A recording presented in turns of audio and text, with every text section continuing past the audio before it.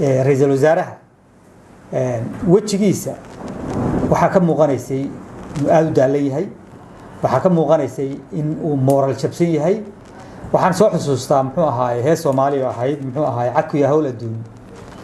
caawa ugu doorantay xageeban cuskada soo ma ahayn marka ra'iisul wasaaruhu ama muxuu ahaay waadiga lalmanaya leexada ku sidatay laabtii lagu hasla waaye maxaa loo naftaadii mabaadii aanu isagu shaqo ku lahayn oo maartay awoodeeda lahayn oo loo sheegay xitaa jagadiisa in laga takhalusayo oo jaga ra'iisul wasaare aan jiri karin buu ku daalayaa xasan iyo mabaadidiisii kali taliska ahayd gidaarkay soo taabatay gidaarka haday soo taabatayna waxa uu ku qasbay marin maartay marinaayana waa sugaysaa in guntiga lagu dhigo 6 bilood kadib guntiga lagu dhigo leeyada xasan oo soo bax isaga oran jiray maxamed oo soo bax xasan oo soo bax baa hadda sugaysaa aad iyo aad baan idinku mahad celinayaa bahda warbaahinta Puntland oo igu soo booqatay xafiiskayga maanta waxa ayaamahan saaxadda Soomaalida haysatay shirkii tobnaad ama kulankii tobnaad ee madasha qalalaasaha iyo qaran dumiska Soomaaliyeed waxaan maqlaynay muddo toddobaad hadda oo labadii bisha laga soo bilaabo inuu socday 6 bilood ee u dambeysayna la isku dayay in la isu keeno madaxda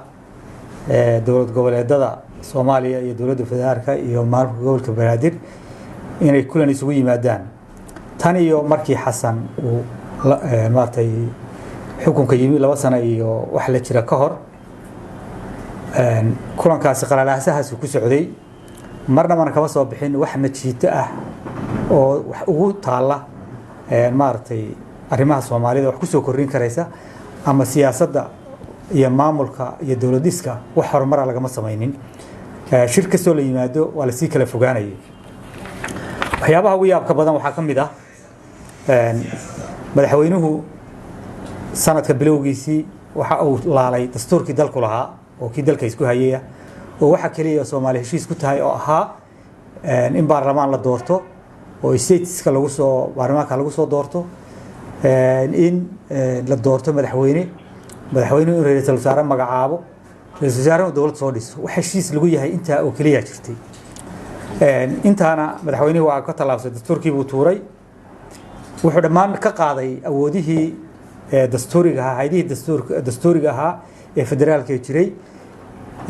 waxa mabaadiisiisa ka mid noqotay oo soo hindisay oo keenay wax la yiraahdo waxaan keenayaa dalka inay ka hirgalaan laba xisbi madaxweyne iyo madaxweyne ku xigeen waxaan tuuri doonaa jagada ra'iisul wasaaraha ugu awood qaybsigii 1.5 lagu qaybsaday 4.5 lagu qaybsaday oo aan doorasho qof iyo cod loo gudbin oo aan laga gudbin inuu meesha ka saaro waa mabaadi keligii u gaaro cid la wadaagta aanay jirin waa qusac bilaad waxaan filayaa ibliis baa u waxyooday baan malaynayaa inuu saa sameeyo waayo wax wada tashiya iyo wax mabaadiya iyo wax sharciya iyo wax heer Soomaaliya midna kuma imanin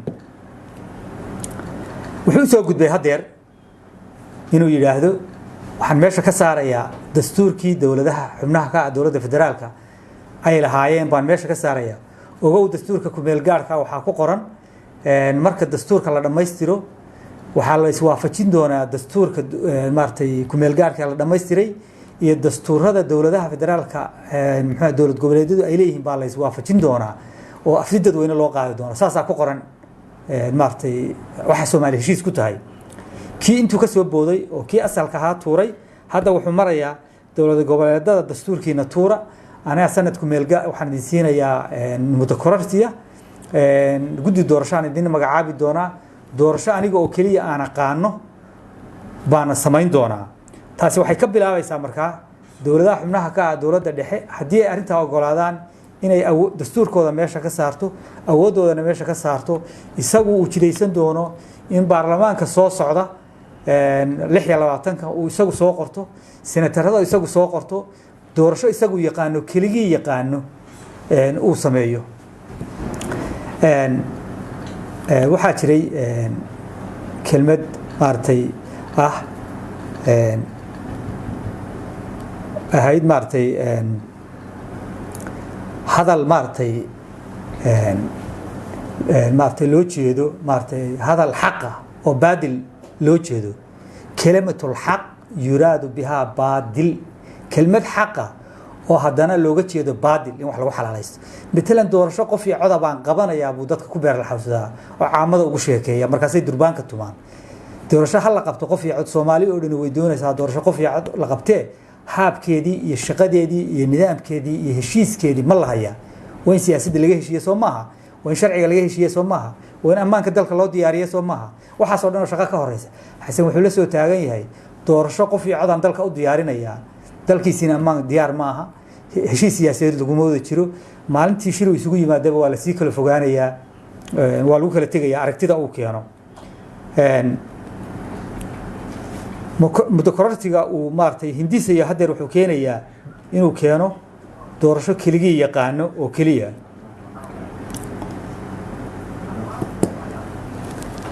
waxay taasi inoo cadeynaysaa markaa madasha magaceeda iyo inaan iswaafaqsanayn ficilada ka socda inaan iswaafaqsanayn waa uga mahad celinayaa madaxda maamul goboleedada hadda inta joogtay inay ku waafaqi waayeen mabaadiida xasan wato oo qaras kastoorka ah oo qalaalaasaha siyaasadeed ah oo qaran dumiska ah waxa kale oo lagu laraa oo xasan ku laraa dalkan difaacaya buu yiraahdaa dalka waxa lagu difaaci karaa dad midaysan siyaasad midaysan sharci midaysan baa lagu difaaci karaa laakiin dad kala tagay oo maartay saama qalalan u jiiday oo kala diray siyaasadii ku kala diray oo sharciga ku kala diray oo ciidamadii dalka uu dayac u laayay tan iyo markuu xukunka yimi ciidamadii tababaraayo dalka Uganda lagu soo tababaray oo Turki lagu soo tababaray oo Eritrea lagu soo tababaray maalin walba dayac bay cidla ugu dhimanayeen durbaankii uu tumay uu lahaa oo dadka ku beer raxaysanaya al-shabaab baan la dagaalamaya iyo khawaarij laba dagaalamo ciidamada dalka baa ku baabaa meel ilaa hadda inta laga xoreeyay salka loo dhigay ma jirto 90 kiiloomitir u dhaxeeya muxuu ahaayay balcad iyo muqdisho u dhaxeeya isugu kari waayay ammaankeeda oo aan cidi mari karin dalka aan la isu soconin ee isu safri karin oo aan la gaari karin ceelasha biyaha cidi dhaafi karin marka xamar laga tago يا حسن wuxuu diyaarinayaa doorasho isagu muuqdo kaliya uu yaqaano oo cid la garanaysa aan jirin khudbadii xalay ra'iisul wasaaraha wajigiisa waxa ka muuqanaysay inuu aad u daalan yahay waxa ka muuqanaysay in uu moral jabsan yahay waxaan soo xusuustaa muxuu ahaay hees Soomaali ahayd muxuu ahaay cad ku yahay hawl adduun haaway ugu doontaa xageeban cuskada soo ma ahayn marka ra'iisul wasaaruhu ama muxuu ahaay waadiga lalmanaya leexada ku sidata laabtii lagu hasla waaye maxaa loo ray naftaadii mabaadi aanu isagu shaqo ku lahayn oo maartay awoodeeda lahayn oo loo sheegay xitaa jagadiisa in laga takhalusayo oo jaga ra'iisul wasaare aan jiri karin buu ku daalayaa dad aanu muxuu ahaay mabaadi isugu keeno oo miday karta aan jirin in la yiraahdo orado khudbeeyo waxa tiraa shirkii baa socda dheh kaliya intaad microphone tagto waxa tiraa shirkii waa socdaay ma burburin shir socdaa ma jira shirkaasi beer hore burburay xasan berigu madaxweynaha noqday markaas shirka wada tashiga uu burburay waayo mabaadiidii lagu wada socday iyo dastuurkii lagu wada socday iyo heshiiskii lagu wada socday oo la doonayay dastuurkana in la dhameystiro deganaansho siyaasadeedna la gaaro xasan meesha uu ka saaray qalaalasa siyaasadeed iyo qaran dumis buu keenay tiibayna ilaa iyo hadda ku socotaa waxaan rajaynayaa insha Allah hadda gidaarka la soo taabtay حسن يا مبادئيسي كالتاليسكا هيد جدارك يسوى تابطي جدارك هذا يسوى تابطينا وحقوق مرين مارتي مريناينا وسويسا إن جنتي اللي جوده لح بلود كده جنتي اللي جوده قال هذا حسن وصباح يسوي أورنتي محمد وصباح حسن وصباح بعد السويسا بركة يعني وحنا مرينا يا إنه يهاي شركني طبنا كي وجودن بيجي أو نوع عيسى إنه هندونا مرينا يا waayo de gidaarkii uu gaaray meel kale oo looga gudbo darbigii baa soo celiyay meel kale looga gudbo ma jirto waxaan ku boorinayaa maartay siyaasiyiinta Soomaaliyeed aqoonyahanka Soomaaliyeed wax karanka Soomaaliyeed in barnaamijkaasi waa dhamaaday intaanay gaarin dalkaas oo aan dawlad lahayn mudaharaadka xasanna ay dhamaatay in tashi fiican la isugu yimaado oo muxuu ahaayay laga tashado mustaqbalka iyo dawladnimada iyo dawlad iska Soomaaliyeed sidoo noqonayo aad iyo aad baad mahadsantiin